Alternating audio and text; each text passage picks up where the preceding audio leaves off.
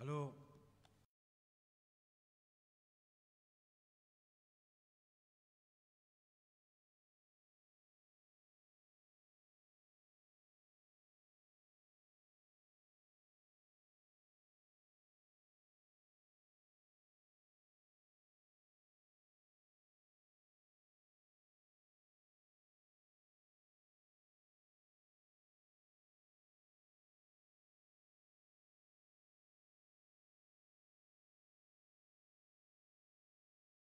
avec le Seigneur, on restera dans cette thématique parce que les psaumes sont des tranches de vie. Il y en aura pour tout le monde dans les psaumes, même dans le 119, avec ses 176 versets et le 150e que le frère a évoqué tout à l'heure. Il y en a pour tout le monde. Mais c'est donc avec plaisir ce matin que j'ai accepté évidemment de partager ce temps de la parole avec vous.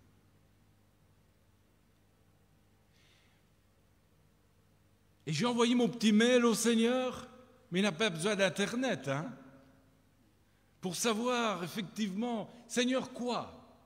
Il y a tellement et tellement à dire, Seigneur quoi? Et il m'a mis cette pression sur le cœur de revenir là-dessus. Et il n'y a pas de hasard avec le Seigneur parce que nous ne sommes pas n'importe qui. Au psaume 95, nous trouvons déjà des éléments d'identité qui nous concernent. Nous sommes le peuple de son pâturage. Nous sommes le troupeau que sa main conduit. Donc, si nous avons une telle valeur à ses yeux, il a prévu quelque chose pour chacun d'entre nous. Et ce n'est pas par hasard que je suis ici devant vous, comme les autres frères qui se succèdent, ce n'est jamais par hasard. Le Seigneur est au milieu de nous. Quelle conviction! Il est au milieu de nous. Excusez du peu. Le Seigneur est au milieu de nous, il est parmi nous et il peut, c'est lui qui peut nous guérir, c'est lui qui peut nous restaurer, c'est lui qui peut reconstruire ce qui a été cassé par l'ennemi. Et j'ai reçu ça il y a quelques jours comme un profond encouragement que je n'ai pas encore fini de méditer. C'est que le Seigneur peut reconstruire.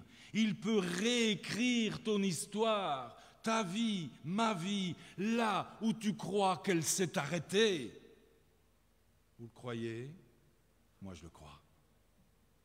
Dieu, le Seigneur des recommencements. Et ce n'est pas parce que tu t'es planté que c'est fini. Non. Avec le Seigneur, il y a de l'espérance. Ça recommence. Donc pas de hasard. Le Seigneur sait exactement à quel endroit tu te trouves là, maintenant. Quel est ton besoin, quelle est ta pensée, quel est ton mystère, quel est ton secret que tu ne partages même avec personne. Dieu connaît ces choses. Dieu connaît ton besoin, ton vrai besoin. Parce qu'il y a les besoins que nous nous construisons. Hein? Et c'est logique, c'est humain, bon voilà. Mais le Seigneur connaît la vraie dimension du besoin et il répond à nos besoins. Aujourd'hui, le Seigneur veut, pour certains, rappeler, rassurer, enseigner, encourager. Il le fait. Et à d'autres moments, le Seigneur, il doit intervenir pour prévenir, pour corriger, pour remettre sur la bonne voie. Le Seigneur, on l'a chanté tout à l'heure, les regards du Seigneur sont sur nous. Il n'y a pas de hasard. Les regards du Seigneur sont sur nous. Il ne nous lâche pas. Il ne nous lâche pas. Nous vivons des temps d'incertitude. Là, je ne dis pas de nouveauté. Hein. Mais l'angoisse n'est pas née avec le Covid. Hein. Mais non. C'est une couche supplémentaire. Ça, bien. Et nous devons prendre les mesures, bien entendu.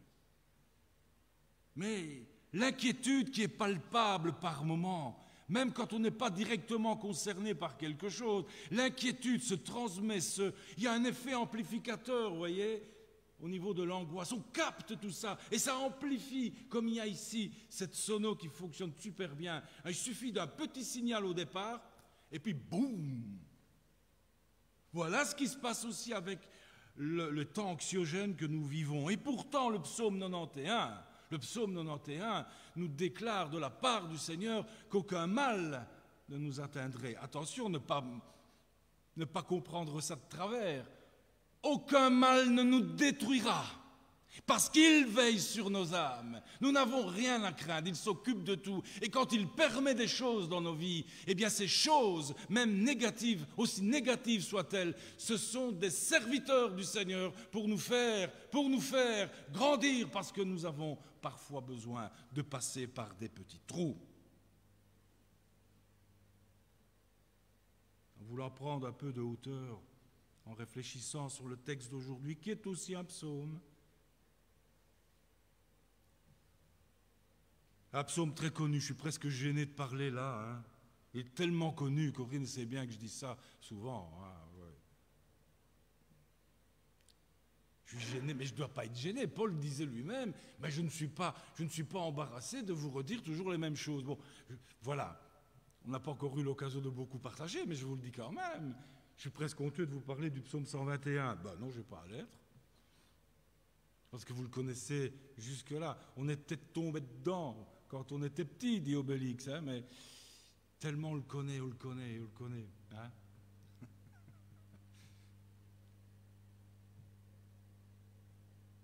Soyez remplis de joie.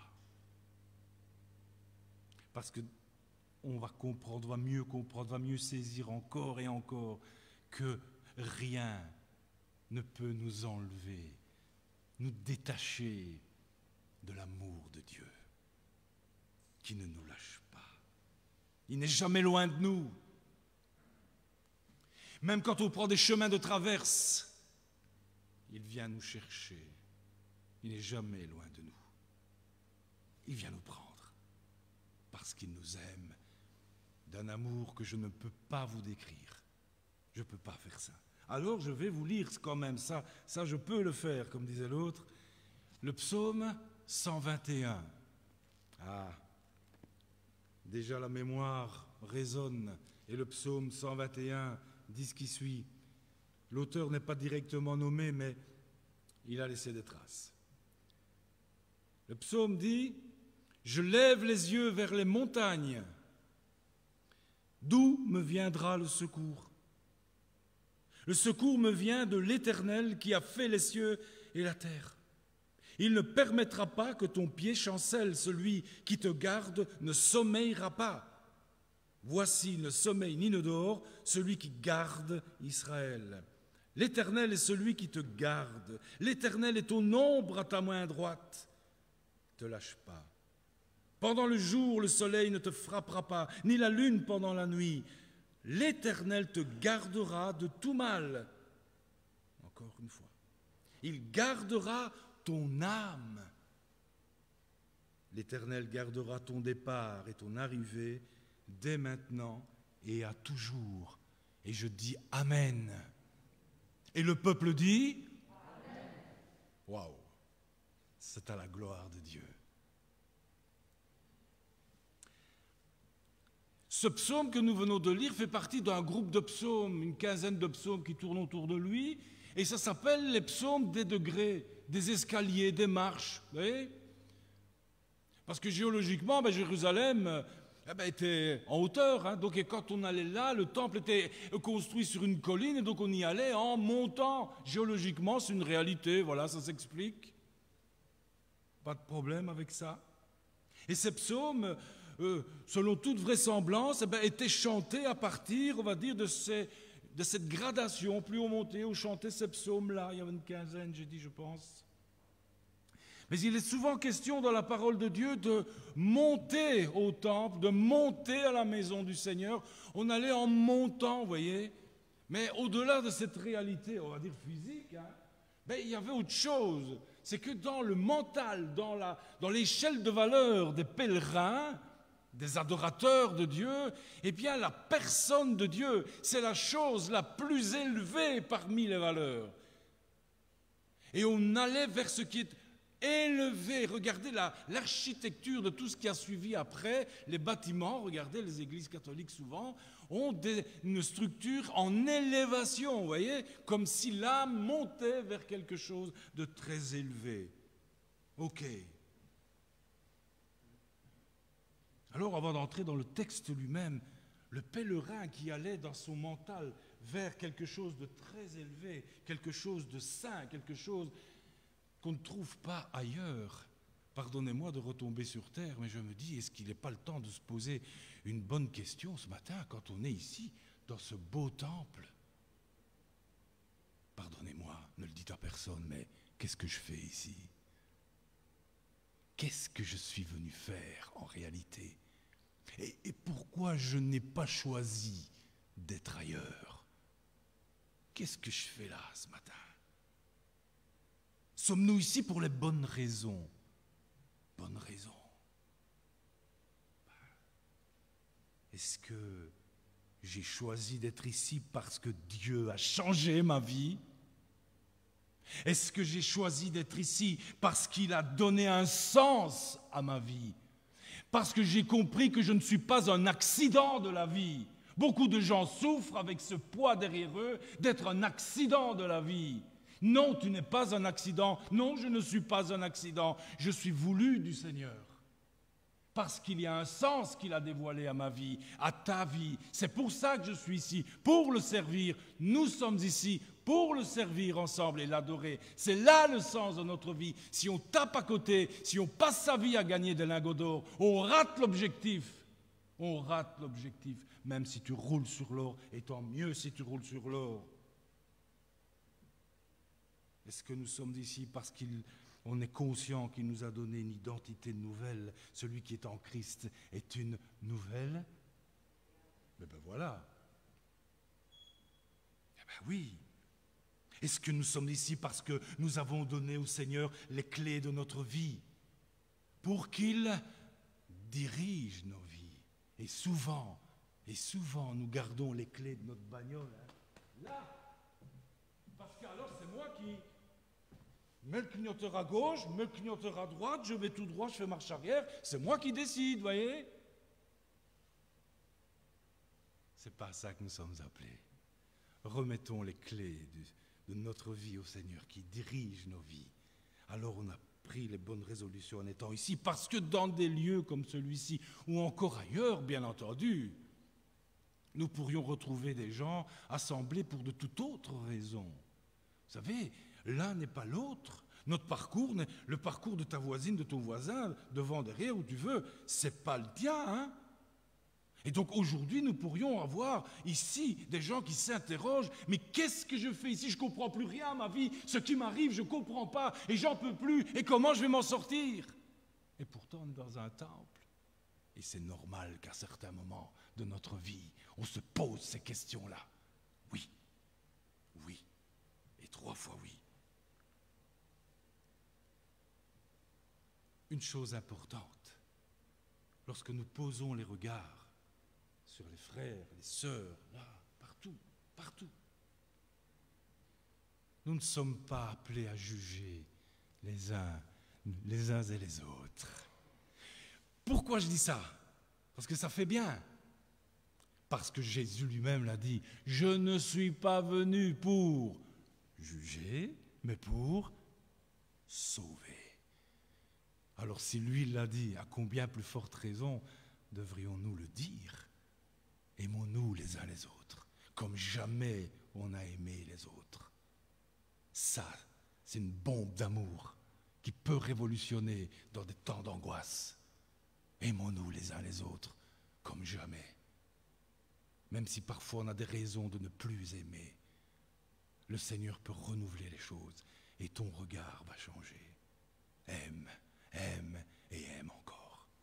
Parenthèse importante. Psaume 121 que j'ai lu tout à l'heure, eh bien oui, c'est l'histoire d'un homme qui pourrait être aussi l'histoire d'une femme, parce qu'il n'y a pas de différence aux yeux de Dieu, vous savez. Hein? Un homme, une femme qui aime Dieu, qui sert Dieu, et qui est en route vers Jérusalem. Vous savez, voilà, à la limite, quand tu scannes la vie de cet homme-là ou de cette femme-là, tu as envie de dire, ouais, tout baigne là, tout va bien, tout va bien. Et tu regardes un peu, grattes un peu le vernis. Moi, j'ai l'impression qu'il y avait quand même, ou qu'il y a eu à un moment donné de sa vie, une espèce d'ombre au tableau. L'ombre. Tout pèlerin qu'il est, tout adorateur qu'il est, il y a à un moment donné des ombres au tableau. Le chemin qu'il doit parcourir. Allez, si vous prenez un compas à partir de... Vous mettez le centre sur Jérusalem, vous pouvez faire un beau cercle autour de Jérusalem. Il pouvait venir de partout, le pèlerin. Du nord, du sud, de l'ouest, de l'est, selon le sens. Il avait un chemin à parcourir de toute façon pour aller à Jérusalem. Eh bien, cette réalité-là, si je la transpose dans le monde spirituel, le voyage de ce pèlerin est comparable à notre vie qui est un voyage vers notre Jérusalem là-haut. Et on n'y est pas encore à Jérusalem là-haut, on est toujours là. Nous avons, nous aussi, ce voyage à parcourir. C'est un voyage avec un aller simple. Nous sommes dans l'allée simple, mais ce parcours est difficile. Nous sommes en voyage vers la présence éternelle du Seigneur, la nouvelle Jérusalem. Entrons pas là-dedans, ce serait trop long. Mais nous aurons, comme ce pèlerin, un long chemin à parcourir qui sera, à coup sûr, parsemé d'embûches, de pièges, de toutes sortes et de dangers cachés par les montagnes, justement. Je lève les yeux vers les montagnes, et les montagnes, je pouvais cacher des dangers complètement inconnus, voyez. Mais lui, il pouvait à un moment donné avoir la peur au ventre. La peur au ventre, oui.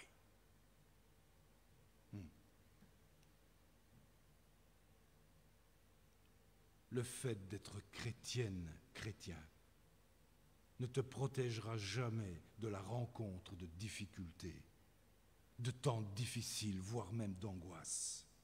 Non, l'Évangile ne nous promet pas ça. Pas du tout.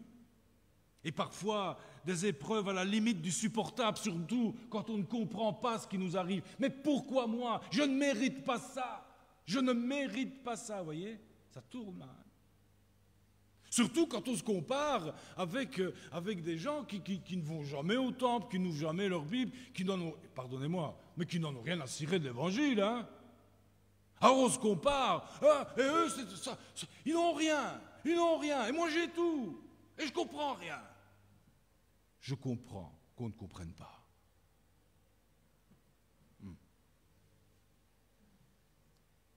Le Seigneur disait, c'est par beaucoup de tribulations que vous entrerez dans le royaume des cieux. Mais prenez courage, j'ai vaincu le monde.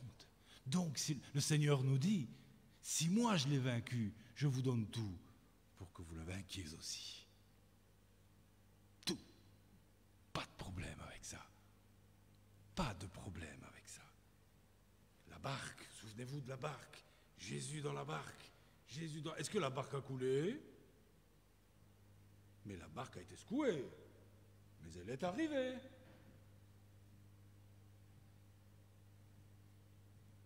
Tout peut nous arriver, mais rien ne nous détruira.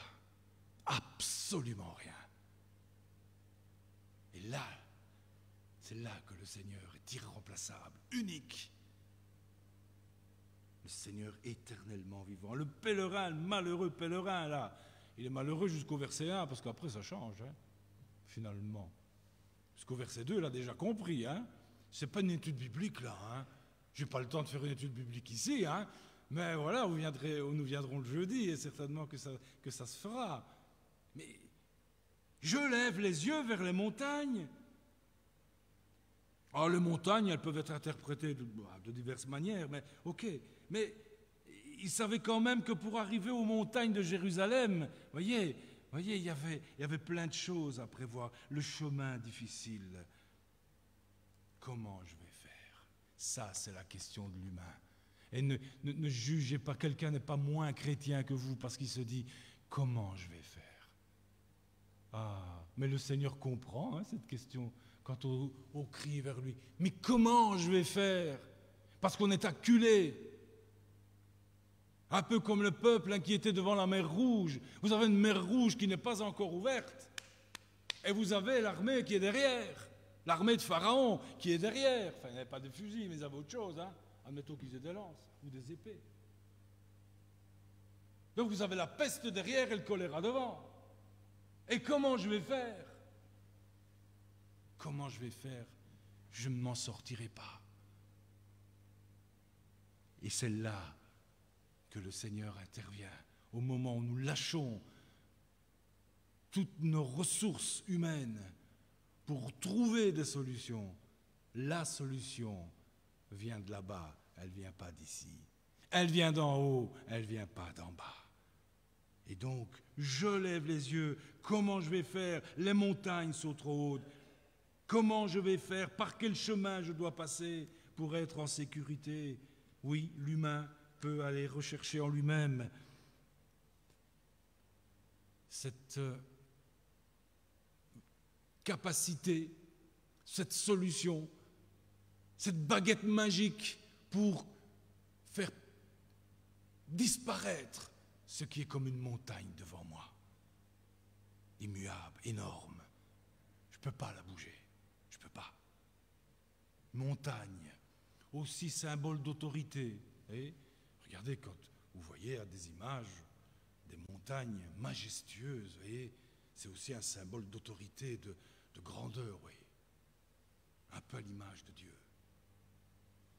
Mais ça peut être aussi compris comme, des personnes ou des autorités, des choses en qui nous aurions pu nous confier en dehors du Seigneur pour essayer de trouver des solutions à nos problèmes. Et combien le pèlerin a dû être déçu de tous ces essais qu'il a fait dans sa vie pour solutionner ses problèmes lui-même, ou de se confier à des gens ou des choses qui auraient pu l'aider, mais déçu il l'a été. Tu te lèves le matin, tes problèmes sont là. Tu travailles et tes problèmes, tu travailles avec. Tu reviens avec tes problèmes, ils sont là, ils t'attendent à la porte. Tu vas te coucher, ils sont là, au pied de ton lit. Tu dors avec, tu ne sais plus quoi en faire, tu ne sais pas t'en débarrasser. C'est une obsession. Comment je vais faire? Je trouve pas. D'où me viendra le secours? D'où me viendra le secours? Quand j'ai peur, j'ai peur pourquoi? J'ai peut-être peur pour ma santé. Ou la santé de ceux que j'aime. J'ai peur parce que je gagne ma vie aujourd'hui et demain je ne sais pas. J'ai des enveloppes à fenêtre, là, vous savez, comme on reçoit tout le monde. Vous voyez, en modèle américain. C'est bien. On a vite compris quand on reçoit des enveloppes comme ça.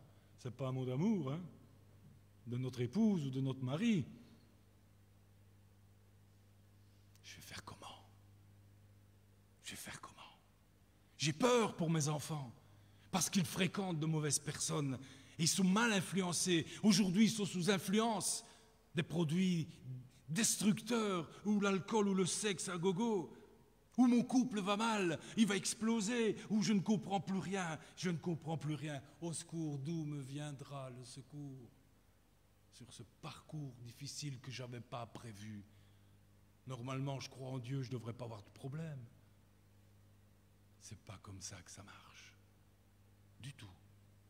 Au secours, Seigneur. Le psalmiste a levé les yeux, il a regardé les problèmes, il a cherché et il n'a pas trouvé de solution. Un peu, vous savez, vous vous souvenez de la femme de l'Évangile, à la perte de sang, qui pendant des années,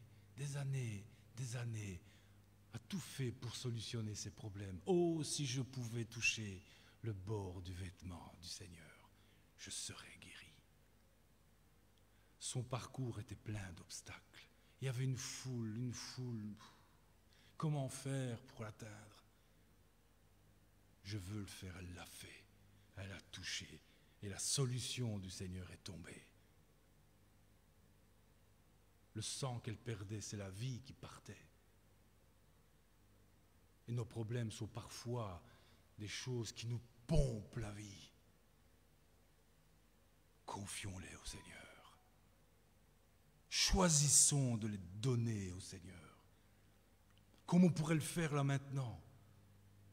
Mais ne repartez pas à 11 heures avec la même valise qu'à 10 heures. Sinon, vous serez davantage chargé parce que vous aurez une couche de tristesse en plus.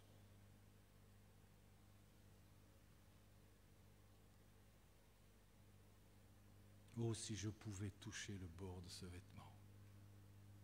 Le Seigneur est au milieu, on l'a dit, on l'a chanté, on a loué le Seigneur en affirmant qu'il est au milieu de nous. Mais ce n'est pas une tradition, le Christ. C'est une personne qui change tout, qui bouleverse tout. Il peut vraiment tout bouleverser, inverser la vapeur dans ta vie. Non, ce n'est pas fini. Et l'âge, on s'en fout de l'âge. Dieu est le Dieu des recommencements, quel que soit l'âge.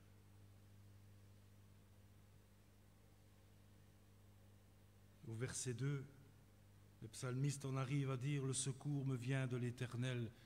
Oui, mais entre le verset 1 et le verset 2, il n'y a pas de verset 1,5, ça n'existe pas. Hein. Entre le verset 1 et le verset 2, normalement, il n'y a rien. Hein. Ben si, il y a quelque chose.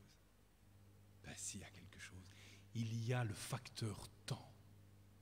Il nous faut du temps, à certains moments, pour avaler, comprendre, discerner ce qui nous arrive. Et le Seigneur nous donne ce temps, parce qu'il va à notre rythme. Il va à notre rythme. Le Seigneur nous pourrait nous tirer comme ça. Hein. Il nous perdrait. Il nous perdrait. Moi, j'ai des petits-enfants. Je suis venu, j'ai eu la chance de venir ce matin avec mes 3 petits-enfants, hein, Corinne. Ben, il y a 7 ans, il y a 5 ans et il y a 2 ans. Ouais, mais si je vais avec celle de 2 ans à la même vitesse que celle de 7 ans, eh ben, je vais perdre ma petite Anna, vous voyez. Moi qui suis un simple papy, une simple mamie, on ne fait pas ça parce qu'on va les perdre, vous voyez. Nous, on ne fait pas, on est des humains. Et le Seigneur, que fait-il avec nous? Exactement la même chose, voire infiniment plus. Il s'adapte et il va à ta vitesse pour te garder, pour te protéger. C'est l'amour protecteur du Seigneur. Et il va te donner tout ce dont tu as besoin. Le secours me vient de l'Éternel. Il a fallu du temps pour qu'il le comprenne. Il t'a peut-être fallu du temps, toi aussi, pour le comprendre.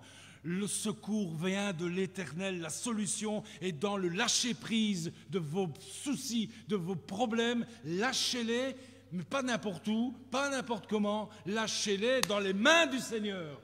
C'est là qu'il faut les lâcher, au pied de la croix. Au pied de la croix. C'est plus qu'un symbole, c'est une réalité de vie. Là, le Seigneur a tout accompli. C'est là qu'il faut déposer nos valises, les valises de notre vie ancienne. Lâchons-les là, au pied de la croix. Le secours me vient de l'Éternel et le Seigneur saura s'occuper de toi d'une façon merveilleuse, merveilleuse. Un autre psalmiste disait au psaume 43, hein, il disait, vous avez déjà lu 100 fois, oui. Pourquoi t'as battu mon âme et gémis-tu au-dedans de moi? Il se parle à lui-même, le psalmiste, parce qu'à certains moments, on est amené, on ressent le besoin de parler. Et quand on n'a même personne autour de nous, on se parle. Hein. Oh, mon épouse, elle parle à haute voix, hein, elle se parle à elle-même à haute voix. Elle aime bien, elle s'entend, et moi aussi. Hein. On se parle, parce qu'on cherche. Pourquoi t'as battu? Aujourd'hui, tu n'as plus de raison d'être abattu, parce que l'espérance ne vient pas d'un bon moment qu'on passe comme ça. Non, l'espérance vient quand tu invites le Seigneur à entrer dans ta vie et quand tu lui confies vraiment. Vous savez, quand on confie des secrets à des gens qu'on aime, vous savez, hein, qu'on fait confiance, donne toute ta confiance au Seigneur. et tu le verras agir dans ta vie. Peut-être comme jamais, peut-être comme jamais. Arrête de dire, oh, je vais essayer d'y aller moi-même, ça va plus vite, en plus je ne dois pas prier. Oh, j'ai gagné du temps. Non, tu vas en perdre. Non, tu vas en perdre. Stop, stop. Et venons au Seigneur, parce que sans moi, dit le Seigneur, vous ne pouvez rien faire. Rien faire, rien solutionner, rien les bons choix dans la vie. On doit en faire partout des choix, et tout le temps. On ne les fera que dans une relation profonde avec le Seigneur. Heureux, dit le Seigneur encore, celles et ceux qui sont pauvres en esprit. Est-ce qu'il faut être zinzin pour être pauvre en esprit? C'est pas ça du tout que ça veut dire. Les pauvres en esprit sont les gens qui se considèrent comme étant incapables par eux-mêmes de solutionner leurs problèmes et qui se confient dans le Seigneur pour qu'il s'occupe du reste.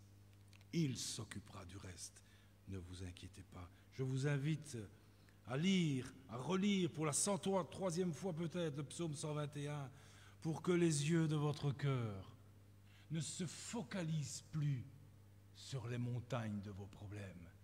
Ce n'est pas là-dessus qu'il faut se focaliser. Il faut regarder plus haut que nos montagnes, vers le Seigneur, qui lui seul donnera la solution à vos problèmes, qui n'est pas forcément la solution que vous avez déjà, à laquelle vous pensez. Laissez la créativité du Seigneur exploser. Et vous verrez, et vous le verrez agir d'une façon étonnante. Je vous remercie de votre attention, mais que l'Esprit du Seigneur soit sur chacun d'entre nous pour nous éclairer sur la manière individuelle, parce que l'un n'est pas l'autre. Qu'est-ce que tu me dis ce matin, Seigneur? Et comment je peux vivre autrement ces choses-là? Parce que lundi matin, c'est demain matin, et les problèmes sont toujours là. Alors, c'est important de vivre cette relation comme le Seigneur le souhaite depuis si longtemps. Alors, que le Seigneur vous bénisse. Et merci à mon frère là-bas, il me voit peut-être, je ne sais pas, Jamy va jouer quelque chose pour nous, pour que dans le recueillement, nous laissions le Saint-Esprit agir. Merci encore.